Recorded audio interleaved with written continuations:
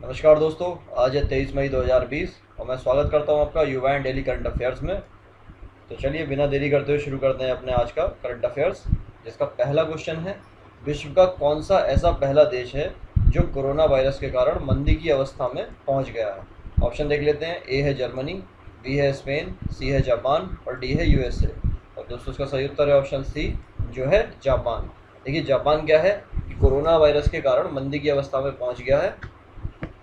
चलिए बढ़ते हैं अपने अगले प्रश्न की ओर, जो है, हाल ही में किस राज्य में फसल उत्पादन को प्रोत्साहित करने, क्या है, फसल उत्पादन को प्रोत्साहित करने और किसानों को कृषि सहायता प्रदान करने हेतु कौन सी योजना है, राजीव गांधी किसान न्याय योजना शुरू की गई है।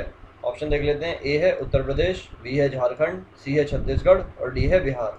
और दोस्तों इसका सही उत्तर है ऑप्शन सी, जो है छत्तीसगढ़।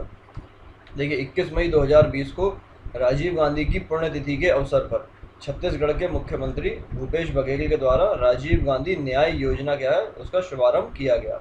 और इस योजना का जो मुख्य उद्देश्य है वो क्या है, राज्य में फसल उत्पादन को प्रोत्साहित करना और किसानों को कृषि सहायता प्रदान करना। चलिए बढ़ते हैं अपने अगले प्रश्न की ओर, जो है, हाल ही में थॉमस थवाने, कौन है, थॉमस थवाने ने प्रधानमंत्री पद से इस्तीफा दे दिया। आपको बताना है कि वह किस देश के प्रधानमंत्री थे। ऑप्शन देख लेते हैं। ए है मोरक्को, बी है लेसोथो, सी है घाना और डी है जिबूती। और दोस्तों इसका सही उत्तर है ऑप्शन बी, जो है लेसोथो। चलिए बढ़ते हैं अपने चौथे प्रश्न की ओर, जो है, हाल ही में केंद्र सरकार ने सूक्ष्म लघु एवं मध्यम उद्योग या फिर एमएसएमई के लिए 3 लाख करोड़ रुपए के पूर्ण रूप से गिरवी मुक्त कर्ज की घोषणा पर मुहर लगा दी है।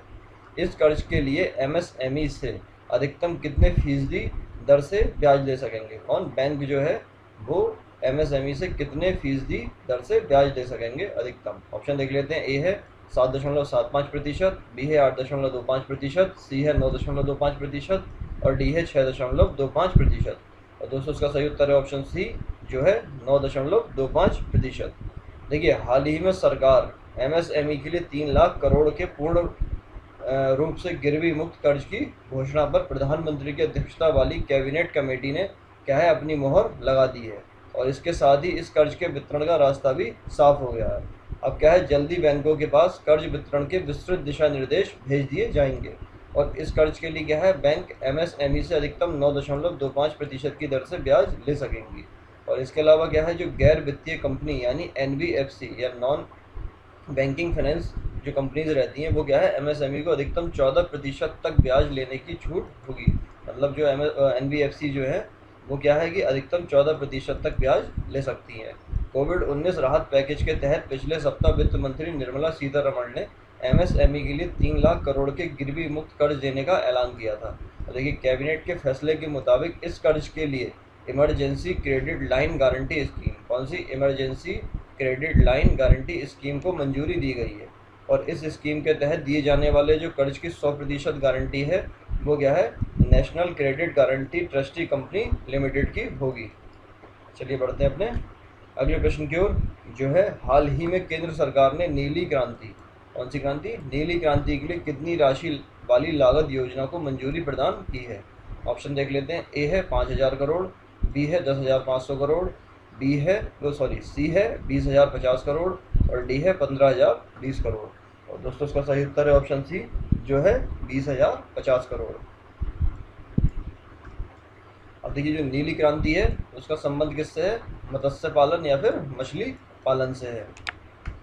चलिए बढ़ते हैं अपने छठे प्रश्न की ओर, जो है, हाल ही में कोरोना वायरस संक्रमण के कारण वरिष्ठ नागरिकों के कल्याण और वृद्धावस्था आय सुरक्षा से जुड़ी प्रधानमंत्री वय वंदन योजना, कौन सी योजना, प्रधानमंत्री वय वंदन योजना की अवधि को कब तक के लिए बढ़ा दिया गया है।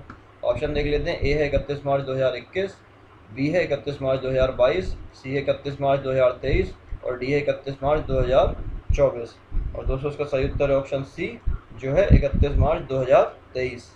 चलिए बढ़ते हैं अपने सादे प्रश्न की ओर, जो है, हाल ही में केंद्रीय स्वास्थ्य मंत्रालय के द्वारा जारी किए गए आंकड़ों के अनुसार भारत की प्रति 1 लाख जनसंख्या पर कितने लोग कोरोना वायरस संक्रमण से प्रभावित हुए हैं। ऑप्शन देख लेते हैं। ए है 6.2, बी है 6.9, सी है 7.9 और डी है 10.5। और दोस्तों इसका सही उत्तर है, जो है 7.9। देखिए हाल ही में केंद्रीय स्वास्थ्य एवं परिवार कल्याण मंत्रालय के अनुसार भारत की प्रति 1 लाख जनसंख्या पर 7.9 लोग प्रभावित हुए हैं, जबकि विश्व में प्रति 1 लाख लोगों पर प्रभावितों की संख्या कितनी है? 62 है। इसके अलावा मंत्रालय ने यह भी बताया कि पहले लॉकडाउन के दौरान मरीजों के ठीक होने की दर कितनी थी? 7.1% थी। और देखिए दूसरे लॉकडाउन के दौरान मरीजों के ठीक होने की दर बढ़कर कितनी हो गई? 11.42% हो गई है। और तीसरे लॉकडाउन के दौरान यह बढ़कर कितनी हो गई थी? 26.5% हो गई थी। और चौथे लॉकडाउन में यह बढ़कर के क्या है? 39.62% हो गई है, जो कि एक बहुत ही अच्छी खबर भी है। चलिए बढ़ते हैं अपने अगले प्रश्न की ओर। जो है हाल ही में शोध के द्वारा जारी आंकड़ों के अनुसार लॉकडाउन के कारण दुनिया भर में कार्बन डाइऑक्साइड के रोजाना होने वाले उत्सर्जन में कितने प्रतिशत की कमी आई है? ऑप्शन देख लेते हैं। ए है 10%, बी है 12%, सी है 15% और डी है 17%। और दोस्तों इसका सही उत्तर है ऑप्शन डी, जो है 17%। देखिए पूर्णबंदी के कारण पिछले महीने दुनिया भर में कार्बन डाइऑक्साइड के रोजाना होने वाले उत्सर्जन में कितना? 17% की गिरावट दर्ज की गई है। और यह क्या है? द्वितीय विश्व युद्ध के बाद से कार्बन उत्सर्जन में सबसे बड़ी गिरावट है। कब से? द्वितीय विश्व युद्ध के बाद से कार्बन उत्सर्जन में सबसे बड़ी वार्षिक गिरावट जो है वो दर्ज की गई है। कितने की? 17% की। चलिए बढ़ते हैं अगले प्रश्न की ओर। जो है 20 मई को संपूर्ण विश्व में क्या मनाया गया था? विश्व मधुमक्खी दिवस मनाया गया। और वर्ष 2020 में इसकी थीम क्या थी? आपको बताना है। ऑप्शन देख लेते हैं। ए है बी इंगेज्ड, बी है बीइंग हनी और सी है बी इज लिविंग थिंग्स और डी है बी एंड हनी।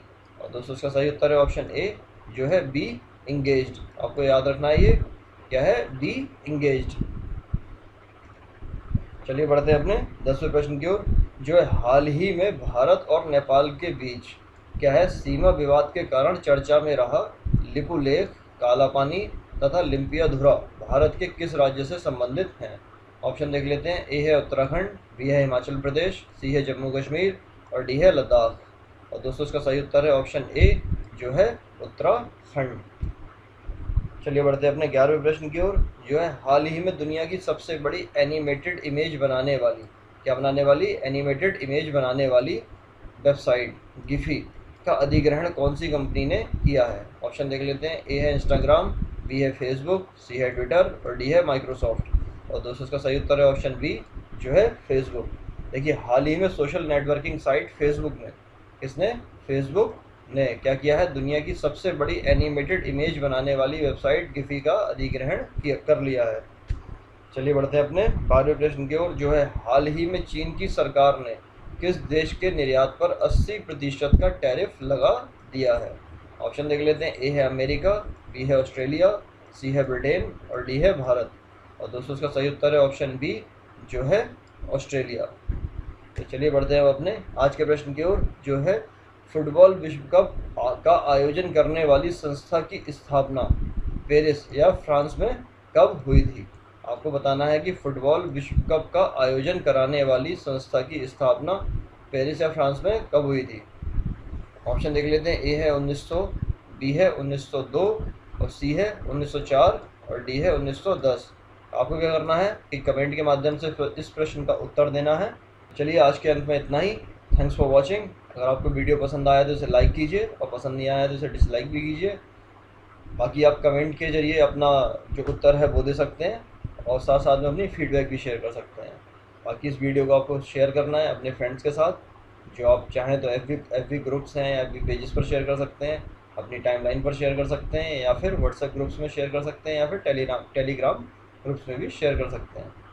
और अगर आप हमारे चैनल पर नए हैं तो आप इसको सब्सक्राइब कीजिए। तो चलिए मिलते हैं कल के अंक में। तब तक के लिए जय हिंद, जय भारत।